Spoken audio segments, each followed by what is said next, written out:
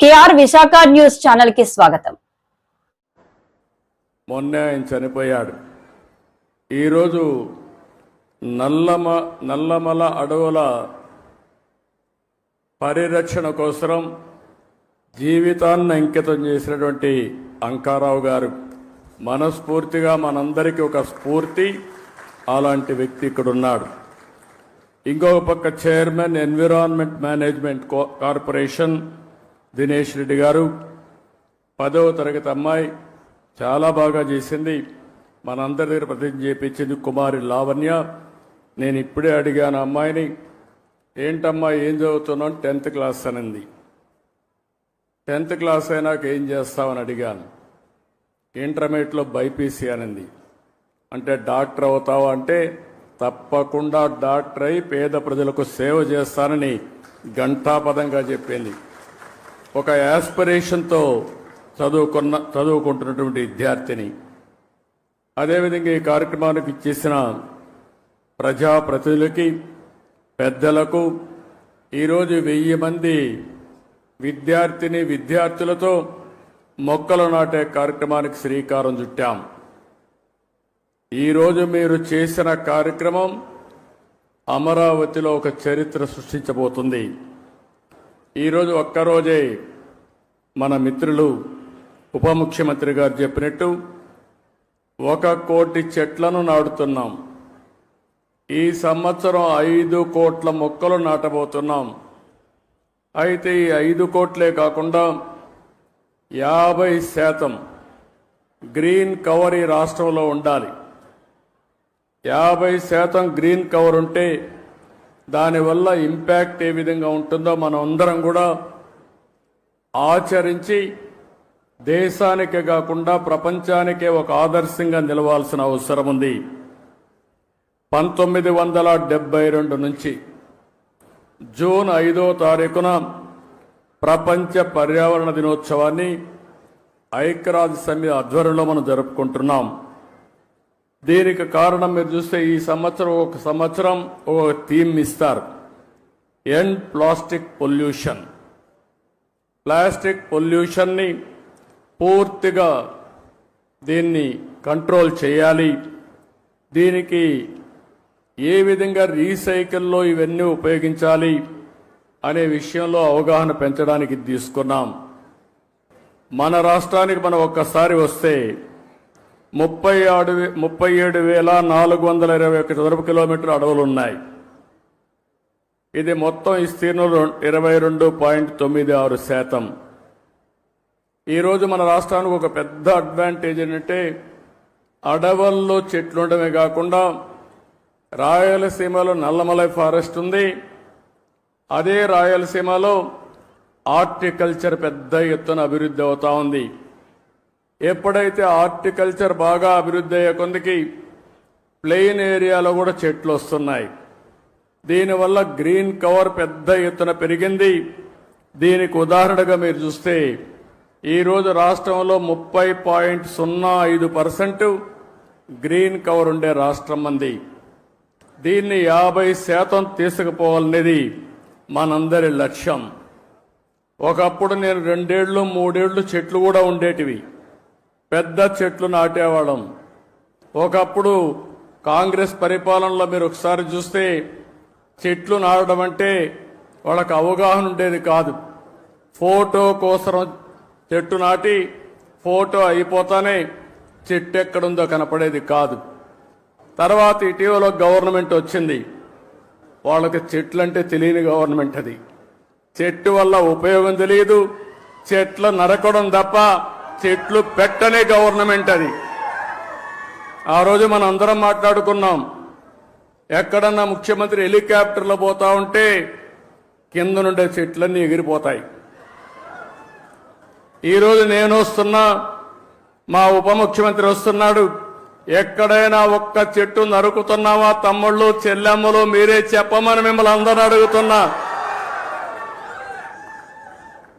చెట్లు పెంచడం బాధ్యత, చెట్లు నరకడం దుర్మార్గం. కొన్ని దేశాల్లో అయితే శాశ్వతంగా జైల్లో పెడతారు చెట్లు నరికితే. చెట్టు నరకాలంటే కూడా ప్రభుత్వ పర్మిషన్ ఇస్తే తప్ప చెట్టు నరకడానికి వీలు లేదు. చెట్టు నరికితే మనిషిని చంపినటువంటి నేరంగా చిత్రీకరించి వాళ్ళపైన యాక్షన్ తీసుకునే పరిస్థితి వస్తుంది.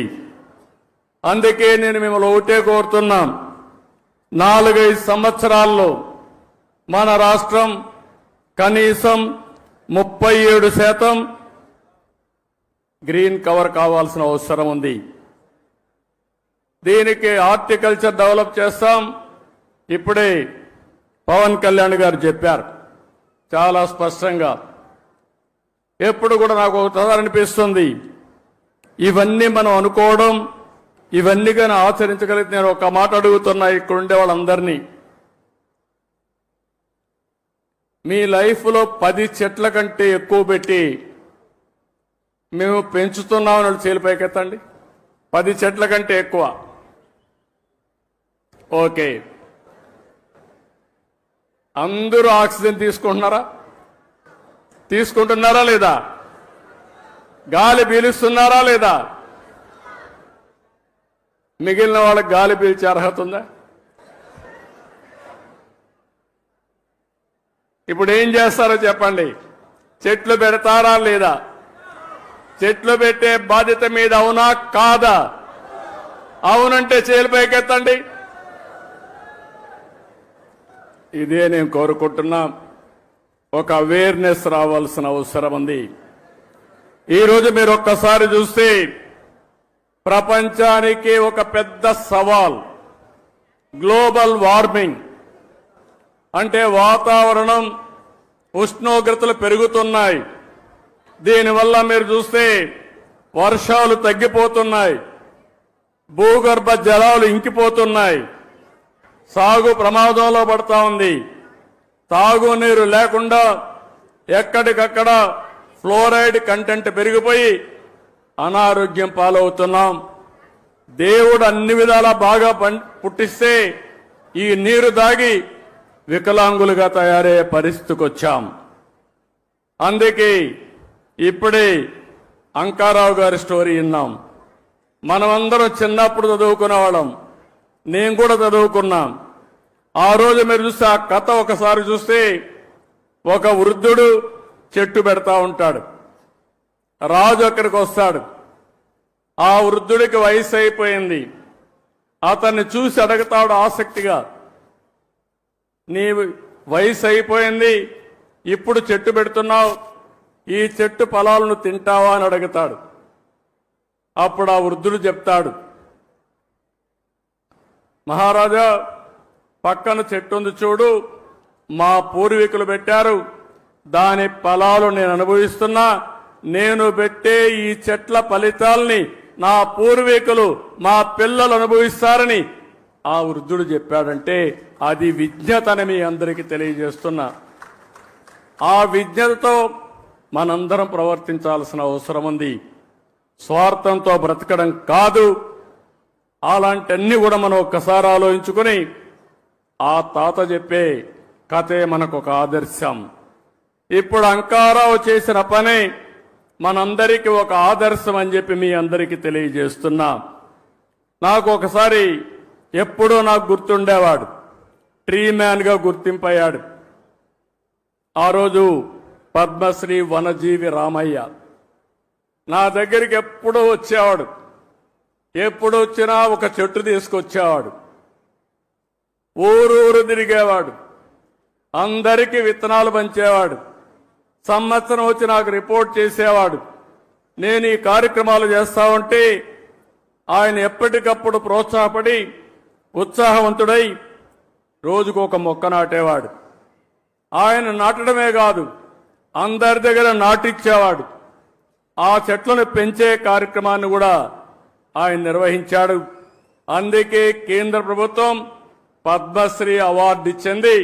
దీన్ని మనస్ఫూర్తిగా నేను అభినందిస్తున్నాను. ఆయన ఒక్కసారి స్మరించుకోవాలి.